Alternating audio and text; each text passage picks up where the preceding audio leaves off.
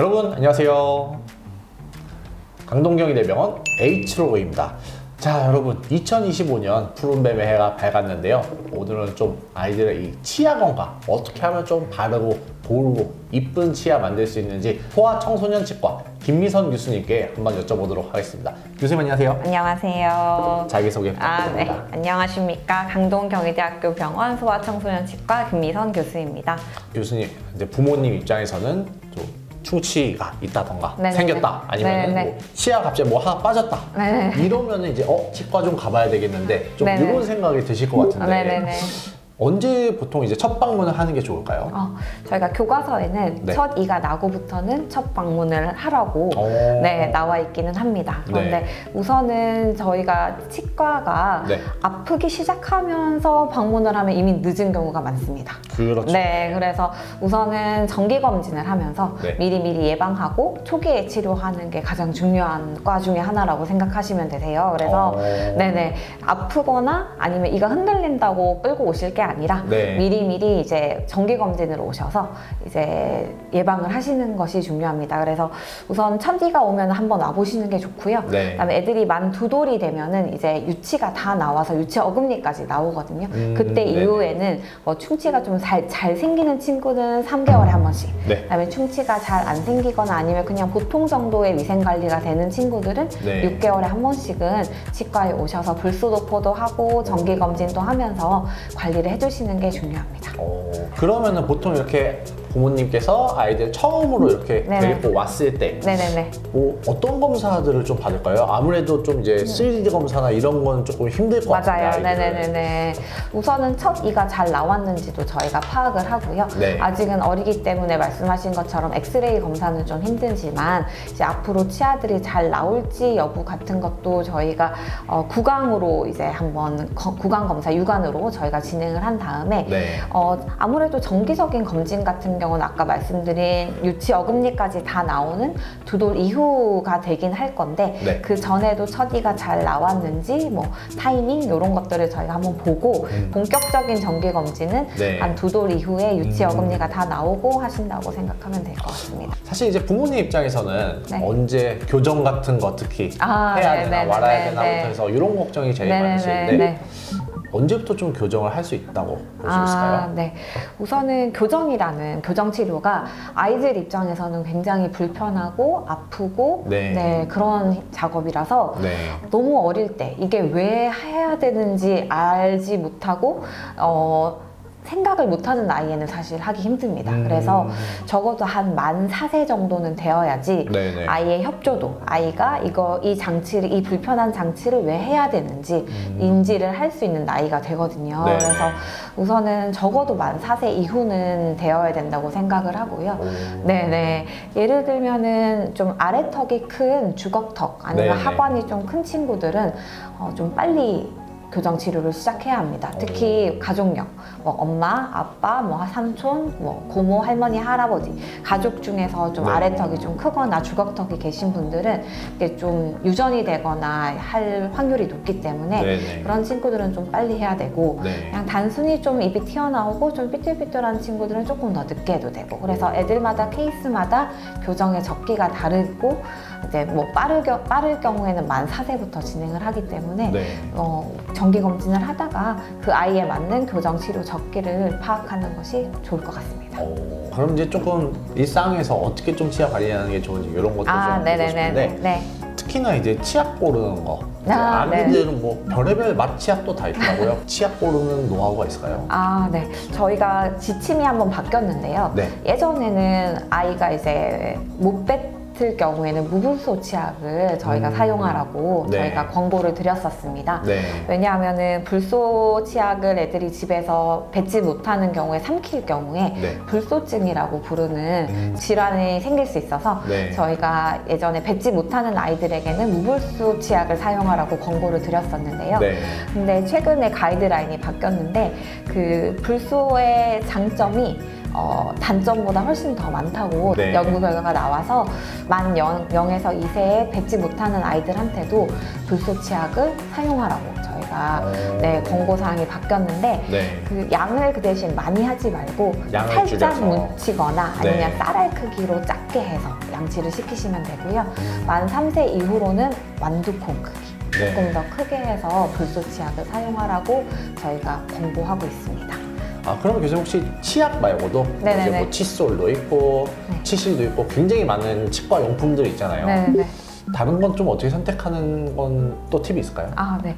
외래에서 또 치약 말고 칫솔 어떤 게 좋냐고 네, 저한테 그렇죠. 많이 물어보시는데요. 네. 우선은 연령대 애들마다 이제 크면서 얼굴 크기나 구강 크기도 이제 달라지기 때문에 그 회사마다 연령대별로 칫솔 크기가 잘 나와 있습니다. 그래서 네네. 그 연령대에 맞는 칫솔을 사용하면 된다고 보통은 말씀을 드리는데요. 저 같은 경우에는 우선 아이들이 스스로 칫솔질을 하는 또 기쁨이나 습관을 갖게 하는 게 중요하기 때문에 네. 그 아이들이 직접 하는 칫솔은 이제 연령대에 맞는 걸 구매해서 쓰시고요.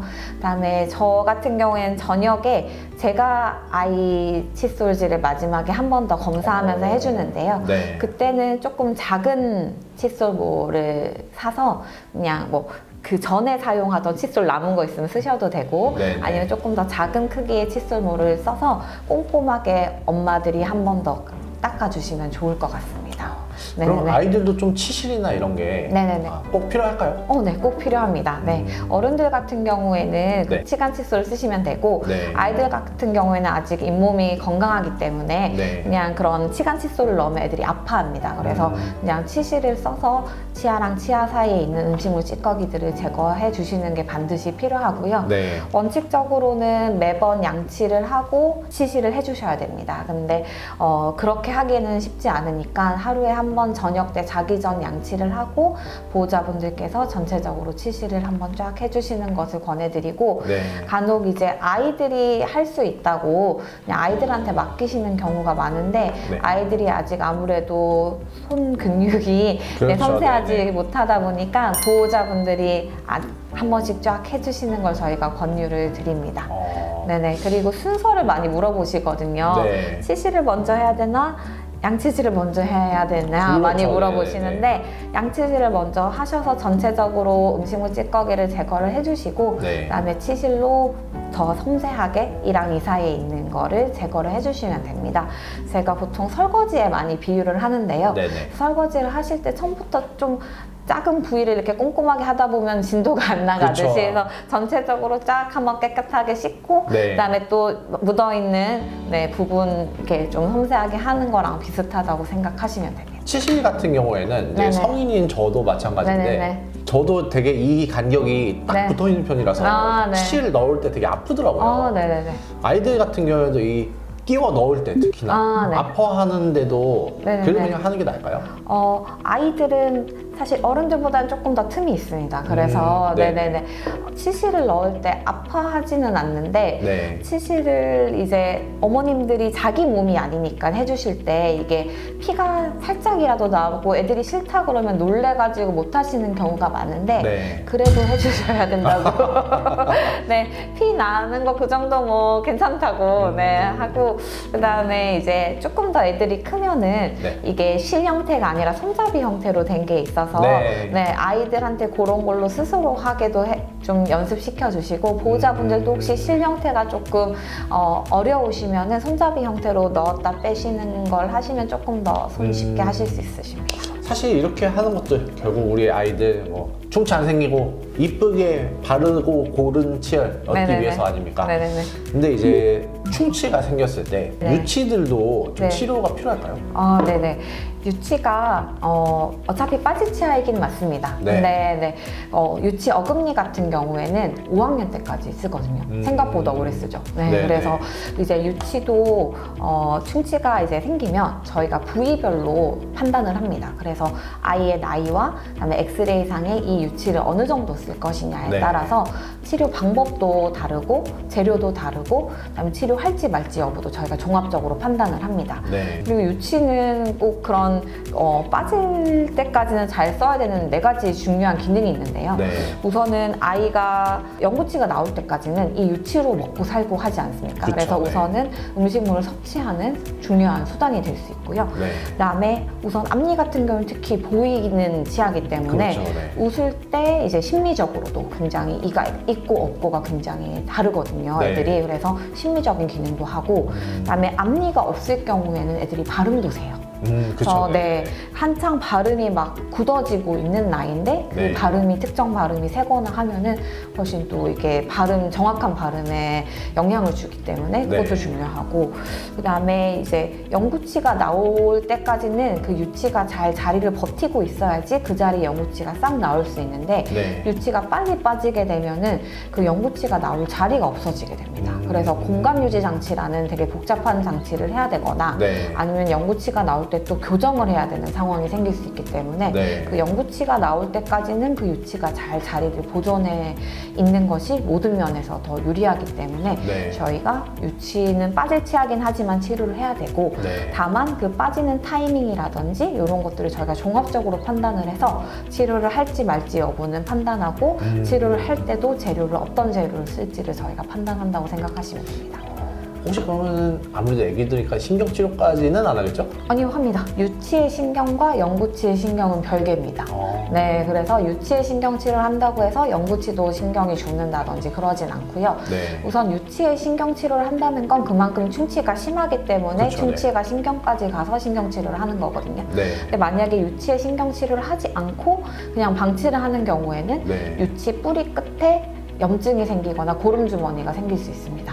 그러면은 유치 뿌리 끝 바로 밑에 영구치 싹이 있어서 네. 그 고름주머니가 오히려 영구치를 약하게 만든다든지 영구치가 나오는 방향을 안 좋게 할 수 있어서 우선 유치의 신경치료가 나쁜 게 아니라 영구치를 위해서 유치의 신경치료를 한다고 생각하시면 됩니다. 진짜 교수님한테 꿀팁 많이 듣는 것 같습니다.